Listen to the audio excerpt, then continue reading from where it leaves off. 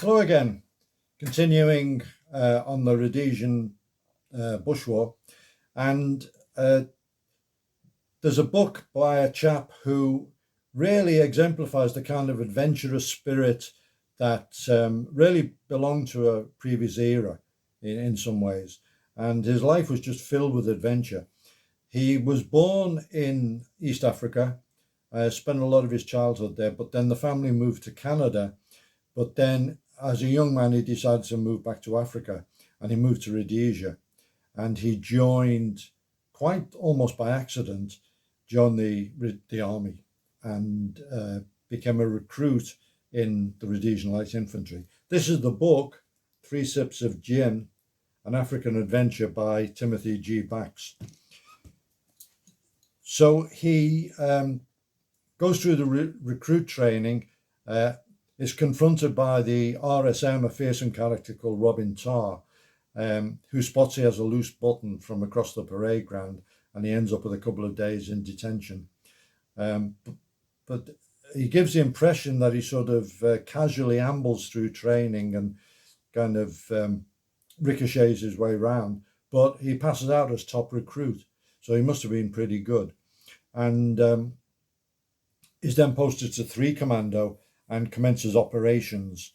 A lot of border work, patrolling through the hot and humid bush, looking for terrorists and trying to interdict the terrorist incursions. One of the things about the RLI was they had their own language. Now, a lot of military units have their own slang, etc. And the RLI was particularly particularly known for this, because it was a mixture of military, a mixture of English, mixture of Afrikaans, and a mixture of a few Shona words as well. And so some of the chapters here, he quotes what the soldiers kind of say. It's quite funny. One conversation that starts one of the chapters, the trooper says, "Let me tune you, XA. That gook machine gunner had me pinned down lekker in the village riverbed. He was raking the trees above me, Moy. There was cack falling all around me, XA. What did you do?" "I kept my head well down behind a rock." "You didn't return fire, why?" "It was my 35th birthday. I schemed I didn't want to get slaughtered on my birthday. My mother would have blixened me." So it was quite an amusing way of talking. Anyway, after about 7 months in the ranks, he is one of only 2 guys who are selected to go to officer candidate school. And he goes through the process, gets accepted to be trained as an officer. It's a process that takes over a year. 2 of the guys in his cadre are Martin Pierce and Colin Willis, who both became SAS officers. They go through all the phases of training. It's quite a tough process to become an officer, but he passes and gets posted back to the RLI, back to 3 Commando, 14 Troop, which is rather unusual because they didn't tend to post guys back to the unit they'd served in the ranks. So he again starts with operations again on the border, but this time in command, but working very much under the influence of the senior NCOs, which he acknowledges their expertise. One of the officers that was above him, at the time he was the 2IC of the Rhodesian Light Infantry, Major Peter Rich. He had served in previously in the Rhodesian SAS and also in the British SAS, mentioned him before in another book. And he gives them a briefing about going into Mozambique, which at the time was Portuguese territory.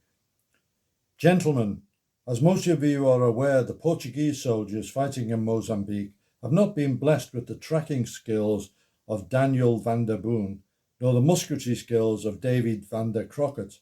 The only skill they seem to be able to master, and master rather well, are the sleeping skills of Piet van Winkle." So it's quite amusing, sort of summation of their allies at the time. Uh,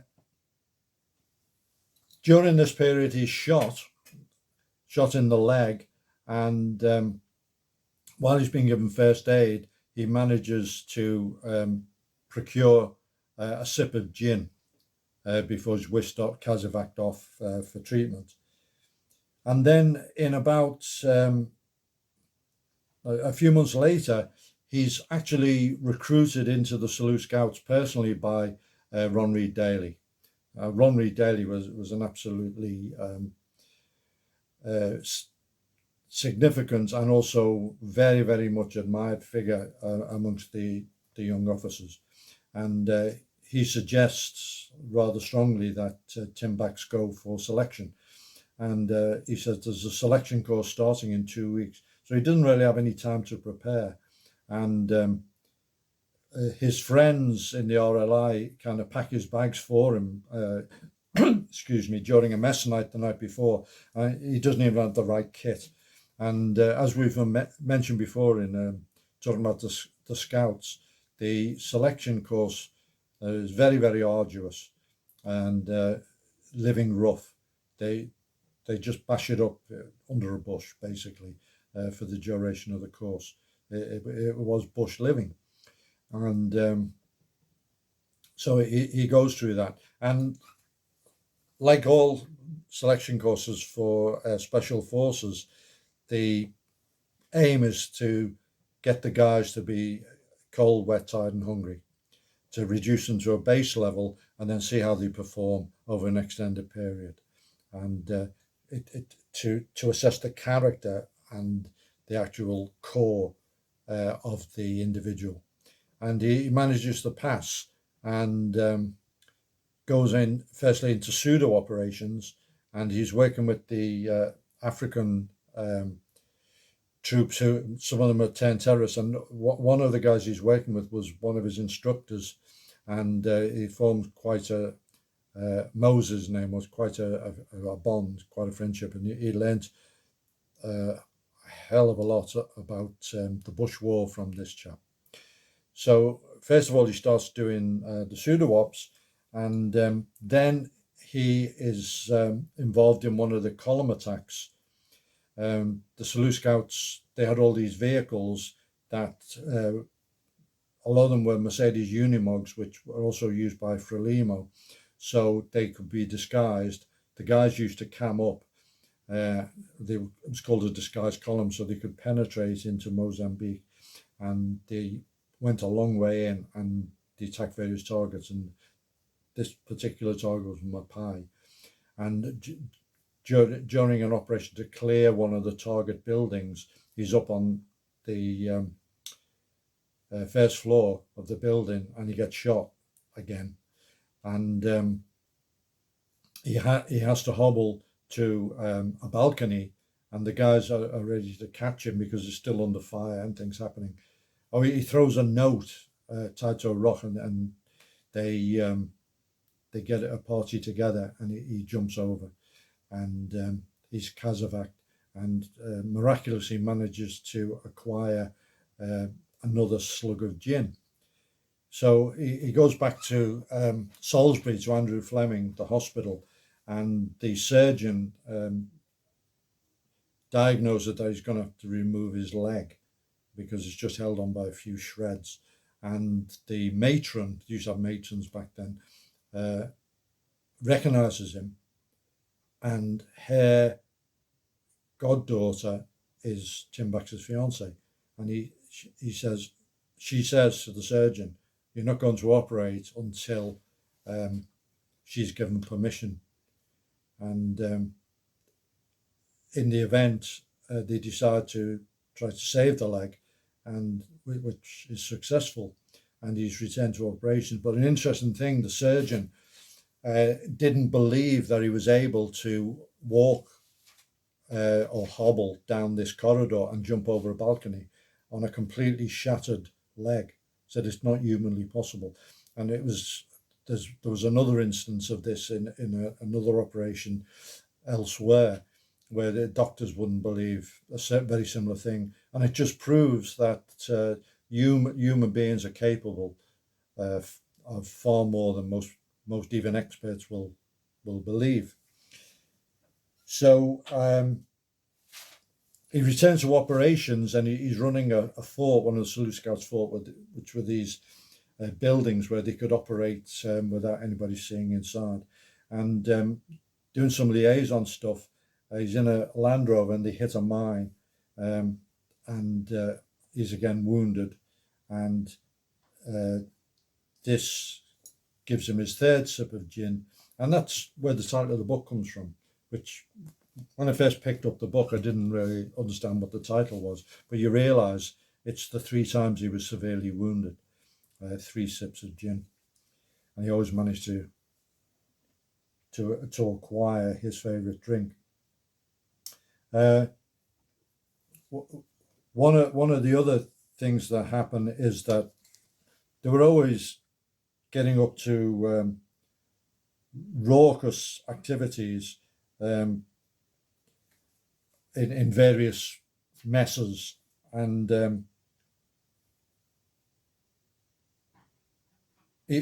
just as he'd been promoted to captain, he had another incident just before he joined Scouts. Actually, he'd been attending a function at Army headquarters, a farewell party, and he'd had a bottle of beer at a friend, missed, and hit a gruff old colonel squarely on the forehead. It was deemed to be conduct unbecoming, and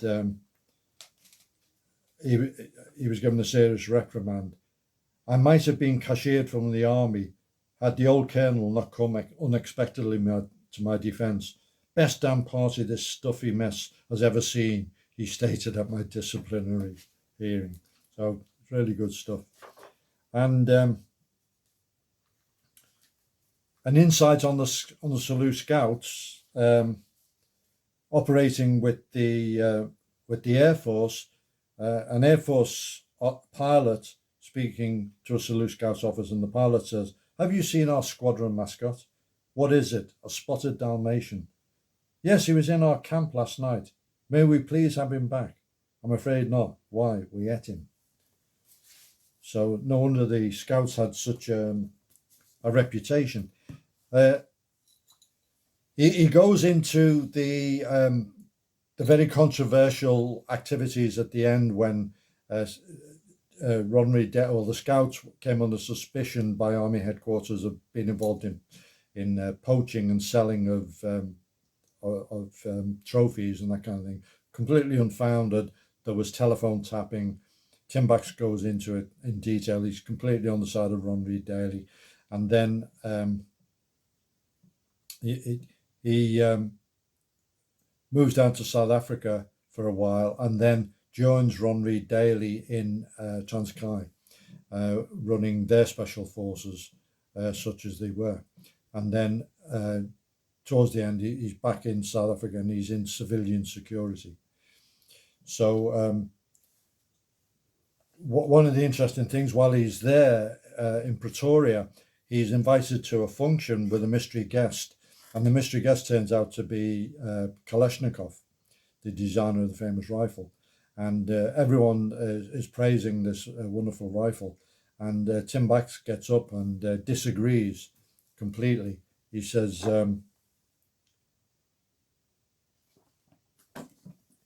he says, I can't see why everyone thinks it's such a wonderful rifle. And he said, why not? He said, well, I've been shot 9 times by them. He said, and I'm still here. So that was quite an interesting, and he had a chat to Mikhail Kalashnikov. He wrote another book, which I've put the picture up, and I'll put the link to it, called Who Will Teach the Wisdom? And this concerns his activities in more recent years. And he was asked to train a unit of United States Special Forces and to kind of pass on some of the lessons from the Bush War. And what he did was look back at some of the lessons he learned from indigenous personnel, Africans basically, that he found in tremendous contrast to the kind of received wisdom by the mainly white security forces. And he had many chats with village headmen and things like this. And it really, it brings into importance the educated eyeball, the fact that people who live in an area and have that culture see things completely differently, see things that others will miss. And there's an example of this also in Winds of Destruction, the book that I reviewed about the aviation in Rhodesia by Peter Petterboyer. And he talks about flying a rather elderly village headman over an area looking for terrorists. This guy was very annoyed that these terrorists were destroying the life of his villagers. So he cooperates with the security forces, and never been in an aircraft before, goes up and can immediately orientate. He knows where everything is, where the rivers are, etc., locates where the terrorists are. Airstrikes are put in, but he can spot things where there's one over there. He's hiding behind that bush and so on, and no one else can see this. And they look and look and look. Ah, yeah, there's one, and he was able to see it instantly. And just one of the things that Tim Bax talks about, chatting to a headman, that the security forces used to put on firepower demonstrations to impress the locals and keep them on side. And they would do airstrikes into a safe area, cannon attacks, rocket attacks, and Frantan, which is directional napalm attacks. So big trail of burning ground.